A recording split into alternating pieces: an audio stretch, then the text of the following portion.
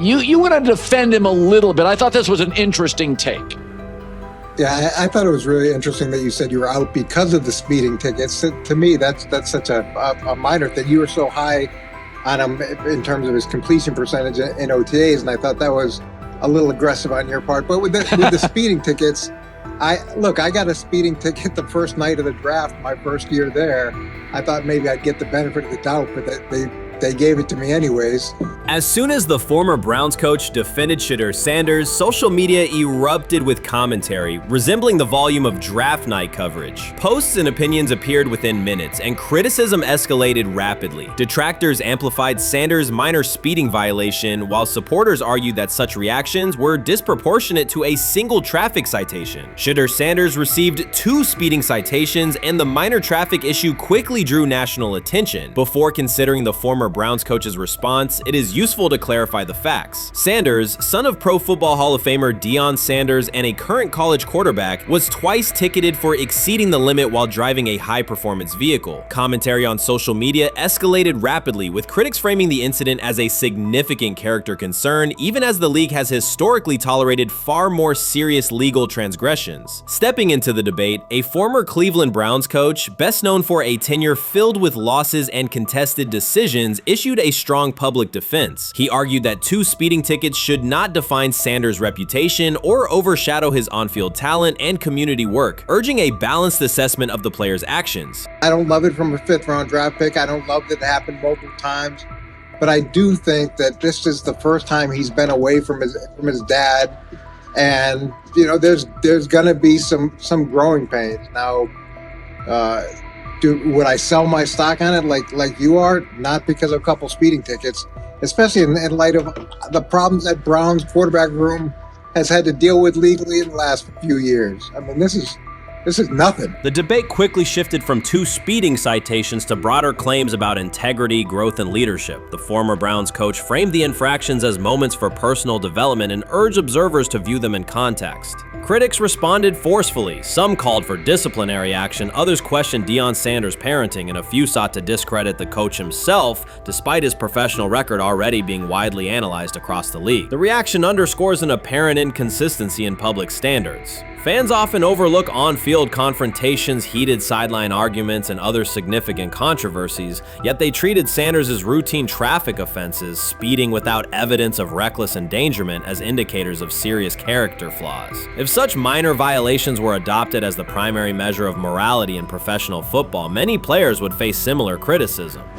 Sports media amplified the story almost immediately. Television panels dissected Shedeur Sanders' decision-making, treating 2 speeding tickets as indicators of deeper character concerns. Networks aired detailed segments under banners such as red flags and road rage, repeatedly questioning whether the citations might affect his draft evaluation. Although Sanders is already regarded as a first-round prospect, analysts emphasize that NFL teams value discipline and legal awareness when forming final assessments. Many commentators overlook the fact that other high-profile players have faced more serious offenses without similar scriptney. Throughout the coverage, the former Browns coach defended Sanders, portraying him as a talented quarterback subjected to disproportionate criticism in a culture that expects near-perfect conduct. His argument was thorough and methodical, asserting that the traffic violation should not overshadow Sanders' skills, work ethic, or future potential.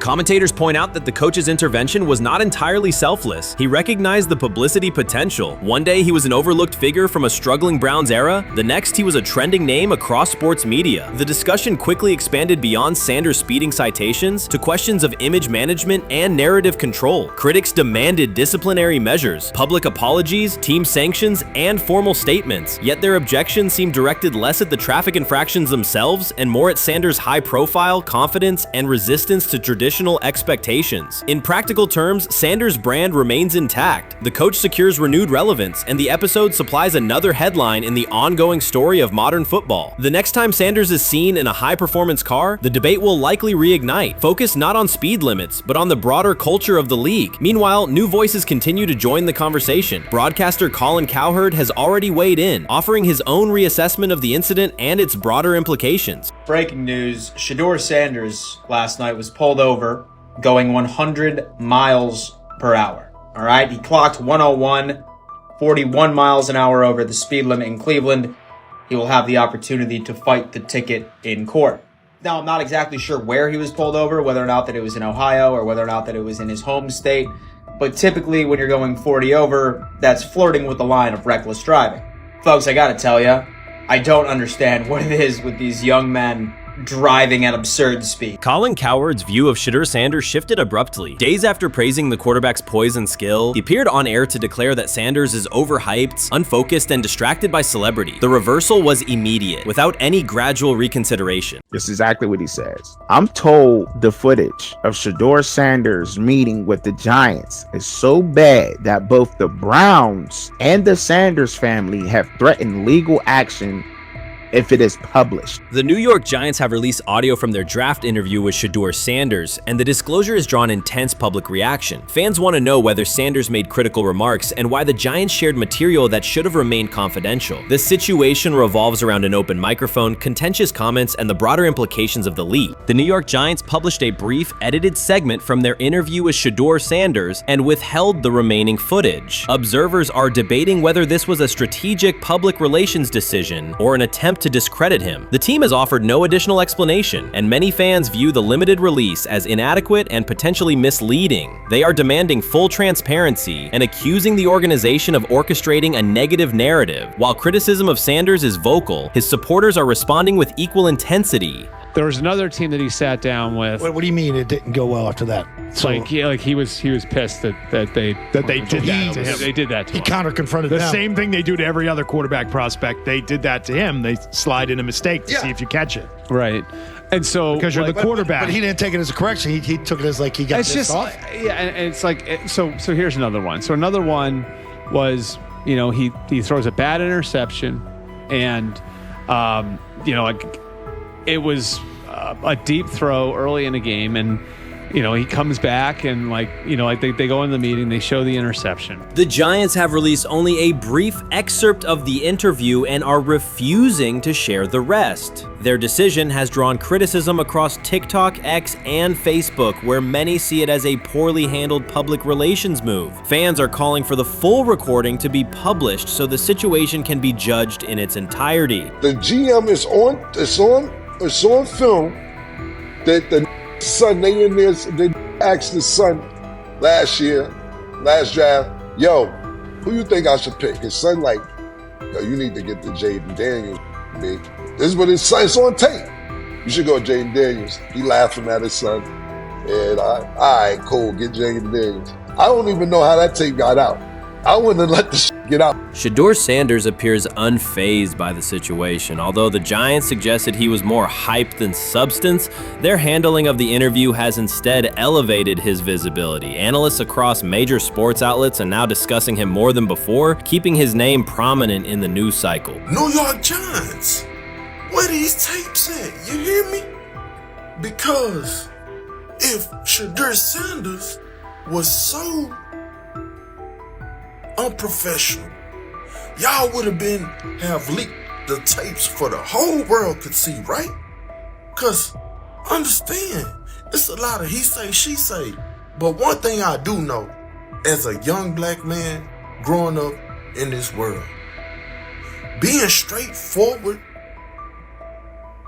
and not sugarcoat anything. The Giants' PR team appears to reject Sanders' family connection outright, a decision many view as unprofessional and lacking nuance. Internal discussions seem to have dismissed quarterbacks with prominent relatives as poor fits for the organization, revealing limited awareness of public perception. The response was swift. A single edited clip ignited widespread debate on social media, with fans asking why essential segments were held back and what the team might be hiding. Critics argue that if the full interview contains nothing damaging, the club should release it in its entirety. Online discussion intensified immediately and continues to gain momentum. What they do during the film and the combine and the meetings is teams will install mistakes intentionally planted in the install, and they want you to catch them. Shedeur didn't, and when a coach called him out, once again, it didn't sit well.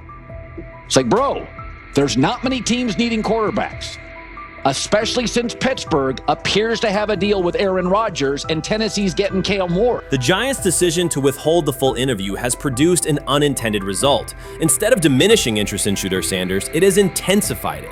Media outlets and analysts are now examining every on-field rep, press comment, and public appearance as evidence of how he conducts himself under scrutiny. Each throw, adjustment, and answer is tracked and evaluated against league standards, reinforcing the view that he remains composed and professional. Many fans contend that the organization has misrepresented Sanders and suggest the issue may stem from the Giants' view of his father, Deion Sanders. They see the partial release as an attempt to raise doubts about his character by association. That perception has only made his profile more compelling. The discussion has shifted from whether he deserves a high draft position to how effectively he withstands sustained pressure. Sanders is now regarded not just as a talented prospect, but as a symbol of resilience, central to debates about transparency and organizational strategy. Even if the Giants eventually provide more context, the visibility they have created for him is unlikely to fade. The most fun yet the most difficult thing I cover and we cover all year long is not games. It's the NFL draft. Because I've said this many times, you get lied to for a month to 2 months up to it. And so often during the draft, and every few drafts, there's a guy that really falls, precipitously falls. This year it was Shedeur Sanders, it's been Aaron Rodgers, it's been Dan Marino. Every few years somebody falls a lot. And so, but those stories don't come out until like the fall. Criticism of Shedeur Sanders from within the Giants organization has become increasingly public. Team communications appear focused on casting him as an overhyped prospect, whose character should be questioned, a narrative that seems aimed at shaping opinion rather than assessing performance. Yet each selective release or negative remark has instead amplified attention on Sanders and elevated his reputation. Efforts to confine him to a narrow, unfavorable image continue to produce the opposite effect, reinforcing his position as an underdog who endures external pressure. The debate has shifted from football analysis to broader concerns about narrative control and transparency. Fans, reporters, and online communities are still urging the Giants to publish the full interview, arguing that only complete context can resolve speculation. The organization's refusal to comply has intensified scrutiny and led many observers to conclude that the team underestimated public reaction and now faces questions it could have avoided with full disclosure. The tapes, the New York Giants have the tape. They definitely have the tape. It's confirmation that they have the tape. Shedeur didn't do nothing. It's what they saying he did. I'm gonna tell you what these mixed reaction right here. So we already know about the New York Giants, but the Pittsburgh Steelers head coach Mike Tomlin reported admired Sanders' talent, but hesitated to draft him due to previous challenges with quarterbacks like Russell Wilson and Justin Fields, leading to more cautious approach. Las Vegas Raiders. Sanders met with Raiders at the NFL scouting combine and expressed enthusiasm about potentially joining the team. His familiarity with the West Coast offense and quick release was noted positive, though concerns about his ceiling. Hours after the Giants posted that short audio clip, the timeline never slowed. Comment threads filled with frame-by-frame breakdowns, lip-read attempts, and side-by-side comparisons of what was said versus what was left out. Reporters called league contacts. No one could explain why a franchise would stir this level of curiosity only to seal the vault. Each refusal sharpened focus on Shedeur Sanders, turning routine throws into national talking points. Analysts kept circling back to the same note. His cadence at the line looks unchanged, steady against the noise. Hashtags demanding the full interview, trend drop, and trend again. Podcast hosts bump scheduled segments to lead with the leak. Rival teams get asked how they would handle a similar situation, then quietly check their own archives. Inside Giants headquarters, the plan to shape the story looks less like strategy and more like a slow burn spotlight they can't switch off. And now every preseason snap, every media availability, every stray sideline camera angle gets fed into a loop that asks, what are they still hiding? The file remains locked. Curiosity keeps compounding. Until someone presses upload or steps to a podium and explains the redactions, the subject drifts away from depth charts and play design, fixing instead on secrecy, control, and the risk of underestimating how fast attention turns pressure into permanence. Momentum isn't fading, it keeps recalibrating, louder, impossible to mute.